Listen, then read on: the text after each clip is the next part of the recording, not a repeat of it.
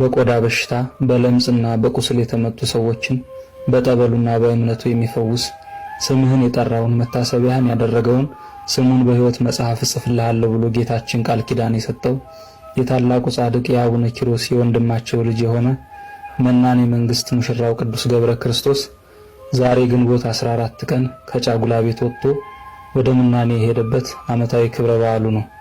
ሙሽራው ቅዱስ ገብረ ክርስቶስ የአባቱን መንግስት ንቆ ከመነነ በኋላ ወደ አርማንያ ሀገር ሄዶ በእመቤታችን ቤተክርስቲያን በር ሰው ገድሉን ሳያውቅበት ለ15 ዓመታት በተጋድሎ ኖሯል።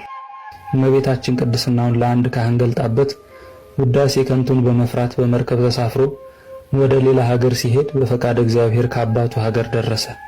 በአባቱም ደጃፍ ማንነቱን ሳይገልጽ የአባቱ አገልጋዮች የሚያደርሱበትን በደል ታግሶ ለ15 ዓመታት ጽኑ ተጋድሎን እየተጋደለ ከኖረ በኋላ ተጋድሎውን ጽፎ በእጆቹ እንደያዘ በጥቅምት 14 ቀን በክብር አርፏል።